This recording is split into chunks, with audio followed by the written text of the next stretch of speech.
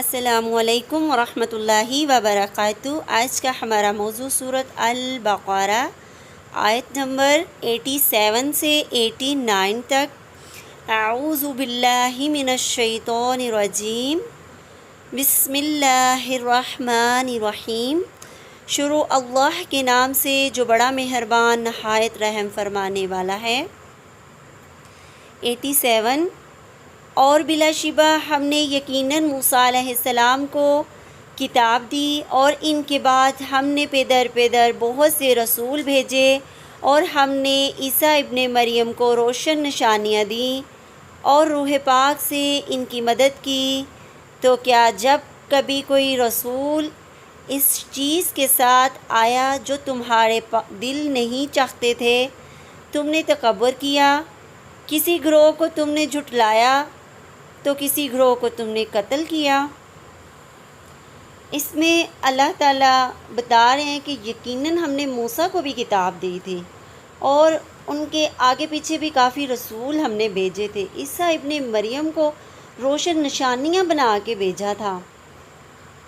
تو ہم نے اتنی نشانیاں بھیجی، انبیاء بھیجے آگے پیچھے، تو کیا پھر بھی تم ایمان نہ لائے؟ اس آیت میں یہود کی سرکشی، تکبر اور انبیاء کرام کے مخالفین پر مبنی رویے کی وضاحت کی گئی ہے کہ اللہ تعالیٰ فرما رہے ہیں کہ بنی اسرائیل کے بارے میں کہ انہوں نے سرکشی، عناد، تکبر اور انبیاء کی مخالفت کی روش اختیار کی، اور یہ اپنی خواہشات کی پیروی میں لگے رہے۔ پھر اللہ تعالیٰ نے یہاں پر حضرت موسیٰ علیہ السلام کو جو کتاب مقدس تورات عطا کا ذکر بھی کیا۔ پھر کیسے بنی اسرائیل نے اس مقدس کتاب کو بدلا، اس کا بھی اللہ رب العزت نے ذکر کیا ہے۔ پھر اللہ تعالیٰ فرماتے ہیں کہ میں نے عیسیٰ ابن مریم کو روشن نشانیاں دی۔ اللہ تعالیٰ نے پیدر نبی بھیجے، حتیٰ کہ بنی اسرائیل کے آخری نبی عیسیٰ علیہ السلام کو مبعوث کیا، اور واضح نشانیاں دیں اور روح پاک سے ان کی مدد کی۔ روح سے مراد جبرائیل علیہ السلام ہے۔ القدس سے مراد اللہ تعالیٰ کی ذات پاک ہے۔ آپ نے تھوڑا سا غور و فکر کرنا ہے۔ فوکس جب ہم کرتے ہیں نا کسی چیز پہ بھی، تو الحمدللہ ہمیں اس کے بے حساب فائدے ہوتے ہیں۔ یہاں پہ ابن جریر رحمۃ اللہ نے اس بات کو درست قرار دیا ہے کہ قدوس سے مراد جبرائیل علیہ السلام ہے۔ پھر اس طرح اللہ تعالیٰ فرماتے ہیں کہ جب کبھی تمہارے پاس کوئی رسول اس چیز کے ساتھ آیا جو تمہارے دل نہیں چاہتے تھے، تو تم نے تکبر کیا۔ اگر تم محمد صلی اللہ علیہ وسلم پر ایمان لاتے تو اناؤ اور انکار تمہاری طبیعت کا حصہ نہ بنتے۔ اب کیا تھا جو ان کے دل نہیں چاہتے تھے؟ وہ ایمان تھا۔ وہ شہوت کی باتوں میں صرف لگے ہوئے تھے۔ یہاں صحیح بخاری شریف سے ایک حدیث لی گئی ہے۔ حضرت ابو ہریرہ رضی اللہ عنہ فرماتے ہیں کہ نبی صلی اللہ علیہ وسلم نے فرمایا، بنی اسرائیل کے انبیاء ان کے سیاسی رہنمائی کیا کرتے تھے۔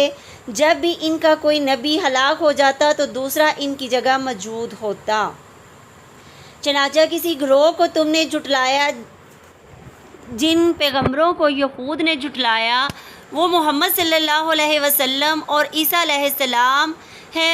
بعد کو قتل کیا، ایک گروہ کو قتل کیا۔ جن نبیوں کو یہود نے قتل کیا وہ سیدنا زکریا علیہ السلام اور یحییٰ علیہ السلام ہیں۔ یہود نبی کریم صلی اللہ علیہ وسلم کو بھی قتل کرنے کی سازش کرتے تھے، جیسا کہ وہ خیبر کے یہود عورت کا بڑا قصہ مشہور ہے کہ جس نے نبی صلی اللہ علیہ وسلم کو زہر دینے کی کوشش کی تھی۔ تو ذرا سوچیے کہ یہود کا تورات کے ساتھ کیا رویہ ہوگا، کس طرح انہوں نے کتاب کی اصل حالت کو بدل دیا۔ ان کے معاملات پہ تھوڑا سا غور و فکر کریں کہ انہوں نے اپنے نبیوں کو بھی قتل کرنے کی سازشیں کی، بلکہ قتل کیا، اور ہمارے نبی صلی اللہ علیہ وسلم کو بھی زہر دیا۔ یہاں پہ بھی پوری انہوں نے سازش رچائی۔ 88 آیات اور انہوں نے کہا ہمارے دل غلاف میں ہیں، بلکہ اللہ تعالیٰ نے ان کے کفر کی وجہ سے ان پر لعنت کی، لہٰذا کم ہی ہے جن پر وہ ایمان لاتے ہیں، کم ہے جو اس پر ایمان لاتے ہیں۔ یہود کہتے تھے ہمارے دل غلاف میں ہے، ہمارے دل غلافوں میں لپیٹے ہوئے ہیں، یعنی اس پر پردے ہی پردے ہیں۔ پردے سے مراد اس میں کوئی چیز داخل نہیں ہو سکتی، اب کوئی اور چیز نہیں آ سکتی، اب کوئی اور عمل نہیں بدل سکتا۔ یہود یہی سمجھتے تھے کہ ان کا عقیدہ بہت سچا ہے، عقیدے کی غلطی ثابت ہو چکی تھی، البتہ وہ ضد کی وجہ سے اس پر اڑے ہوئے تھے۔ اور بہت ہی پیاری سی حدیث ہے، سیدنا ابن عباس سے مروی ہے کہ یہود نے کہا ہمارے دل علم کے مخزن ہیں، پہلے ہی علم اور معرفت سے بھرے پڑے ہیں، اب ان میں علم محمد صلی اللہ علیہ وسلم کے لیے کوئی گنجائش نہیں ہے۔ پھر اللہ تعالیٰ نے جو ہے ان کو آزمایا، آزمانے کے بعد ان کو ان کا انجام دکھایا، ان کے کفر کی وجہ سے اللہ نے ان پر لعنت کی۔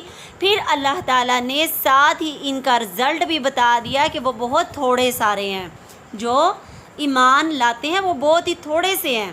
وہ کہتے تھے کہ ہمارے پاس تو پہلے بڑا علم ہے، تو یہ جو محمد صلی اللہ علیہ وسلم بتا رہے ہیں نا، یہ ہمارے اندر جانے کی جگہ ہی نہیں ہے۔ 89 آیات۔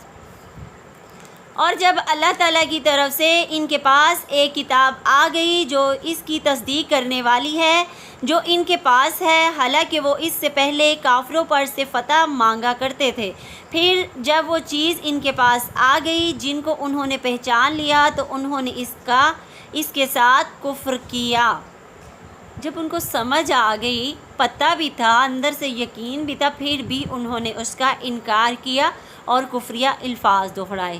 کفر کرنے والوں پر اللہ تعالیٰ کی لعنت ہے۔ یہود جس نبی کی بعثیت کی دعائیں مانگا کرتے تھے، اس نبی کے مبعوث ہونے کے بعد انہوں نے کیا کیا ان کی اللہ تعالیٰ نے اس آیات کے اندر بڑی پیاری وضاحت کی ہے کہ یہود پہلے نبی صلی اللہ علیہ وسلم کی بعثیت کے منتظر تھے اور ان کی بعثیت کی دعائیں کیا کرتے تھے، لیکن جب رسول صلی اللہ علیہ وسلم مبعوث ہوئے تو حسد کی وجہ سے ایمان لانے سے انکار کر دیا، حالانکہ ان کو یقین تھا کہ نبی صلی اللہ علیہ وسلم اللہ کے سچے رسول ہیں۔ ان کو پتہ بھی تھا کہ یہ کتاب جو نبی صلی اللہ علیہ وسلم کو ملی اور اللہ کی ذات کتنی حق اور سچ ہے، اس کے باوجود نہ وہ جان بوجھ کر نہ ماننے پر تلے ہوئے تھے۔ وہ حسد کی بنا پر نبی صلی اللہ علیہ وسلم کو نہیں مانتے، اندر سے وہ پورا مانتے تھے، لیکن پھر بھی وہ کفر کرتے تھے۔ 19 آیات دیکھ لیتے ہیں۔ بری ہے جس کے بدلے انہوں نے اپنے آپ کو بیچ ڈالا، وہ انکار کرے اس کا جو اللہ تعالیٰ نے نازل کیا، اس ضد کی وجہ سے کہ اللہ تعالیٰ اپنا کچھ فضل اپنے بندوں پر سے جو چاہتا ہے کرتا ہے، پھر وہ غضب پر غضب لے کر لوٹے اور کافروں کے لیے توہین آمیز عذاب ہے۔ استغفر اللہ۔ کیا بتایا جا رہا ہے کہ انہوں نے اپنے آپ کو بیچ ڈالا کفر میں اور انکار کیا اللہ کا، ضد تھی ان کو اللہ سے، اور نبی کی بات نہیں ماننی، اللہ کی بات نہیں ماننی۔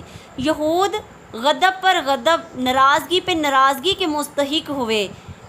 بری ہے وہ چیز جس کے بدلے انہوں نے بیچ ڈالا، اور اسی ضد کی وجہ سے یہود نے رسول اللہ صلی اللہ علیہ وسلم کی تصدیق کی بجائے کفر کیا، ایمان لانے کی بجائے تکذیب کی، فرما برداری کی بجائے نافرمانی کی، اپنے آپ کو اللہ کے غضب کا مستحق کر لیا۔ انہوں نے اپنی کامیابی، اپنی سعادت، صلح اور نجات کو اس ضد اور حسد کی وجہ سے قربان کر دیا کہ یہ نبی ہماری نسل سے کیوں نہیں آیا۔ اللہ تعالیٰ فرماتے ہیں یہ سودا برا ہے جس کی خاطر انہوں نے اپنی جانوں کو بیچ ڈالا، کامیابی ہی قربان کر دی۔ یہود نے صرف حسد اور ضد حاصل اور غور و فکر کرے کہ پارے کے اندر کتنا زیادہ یہود کا، بنی اسرائیل کا اور عیسائیوں کا ذکر ہے۔ ترمذی شریف کی حدیث ہے، نبی صلی اللہ علیہ وسلم نے فرمایا متکبر یعنی گھمنڈ کرنے والے لوگوں کو قیامت کے دن میدان حشر میں چھوٹی چھوٹی چونٹیوں کی مانند لوگوں کی صورت میں لایا جائے گا، انہیں ہر جگہ ذلت بھانپ رہی ہوگی، پھر وہ جہنم کے ایسے قید خانے کی طرف ہنکائے جائیں گے جس کا نام بولس ہے۔ اس میں انہیں بھڑکتی ہوئی آگ ابالے گی اور وہ ان میں جہنمیوں کے زخموں کی پیپ پئیں گے، یعنی سڑی ہوئی بدبودار کیچڑ کی طرح۔ استغفر اللہ۔ اب دیکھیں یہ گھمنڈ اور جو تکبر کفر کرنے والے ہیں لوگ ان کے لیے۔ اور جب اس اگلی آیات 91، اور جب اس سے کہا جاتا ہے کہ ان پر ایمان لے آؤ جو اللہ تعالیٰ نے نازل کیا ہے، تو کہتے ہیں کہ ہم ان پر تو ایمان رکھتے ہیں جو ہم پر نازل کیا گیا، اور جو ان کے علاوہ ہے وہ اس کا جو کفر کرتے ہیں، جو ان کے سامنے تھا صرف اس پہ ایمان رکھتے ہیں، جو خود بدلا دیا گیا صرف اس پہ ایمان رکھتے ہیں۔ لیکن مومن کی کیا صفات ہیں؟ ہم نے شروع میں پڑھی کہ وہ پہلے کی کتابوں پر اور بعد کی کتابوں پر ایمان رکھتا ہے، حالانکہ وہ حق ہے جو ان کے پاس ہے، جو اس کی تصدیق کرنے والا ہے۔ کہہ دو کہ اگر تم ایمان لانے والے تھے تو اس سے پہلے انبیاء کو کیوں قتل کرتے تھے؟ رسول اللہ صلی اللہ علیہ وسلم پر ایمان لائے بغیر تورات اور انجیل پر ایمان مکمل نہیں، یعنی ان کو جب کہا جاتا ہے کہ اس پر ایمان لے آؤ، اللہ تعالیٰ تم پر نازل، جو اللہ تعالیٰ نے تم پر نازل کیا، جب اہل کتاب سے رسول صلی اللہ علیہ وسلم اور قرآن مجید پر ایمان لانے کا کہا جاتا ہے، تو وہ کہتے ہیں تورات اور انجیل پر ایمان لانا ہی کافی ہے۔ انہیں جب کہا جاتا ہے کہ اس قرآن مجید نبی صلی اللہ علیہ وسلم کی کتاب پر بھی ایمان لے آنا، تو وہ کیا کہتے ہیں کہ ہمارے لیے صرف وہی کتابیں کافی ہے، ہم نے آگے نہیں جانا۔ پھر کیا ہوا کہ اللہ رب العزت نے یہود کے قرآن کا انکار کرنے کا جو دو پہلو سے کیا، حالانکہ یہ حق ہے، قرآن اپنی احکامات، اپنی خبروں حق پر مشتمل ہے، حق پر نازل ہوا اور حق اللہ کی جانب سے ہے۔ دوسری چیز جو ان کے پاس ہے، ان کی تصدیق کرنے والا قرآن مجید کا، ان تمام کتابوں کی تصدیق کرنا جو اللہ تعالیٰ کی طرف سے ہے، جو بنی اسرائیل پر نازل کی گئی۔ یہ قرآن تقاضا کرتا ہے کہ وہ اس پر ایمان لے آئیں۔ کیا تقاضا کرتا ہے؟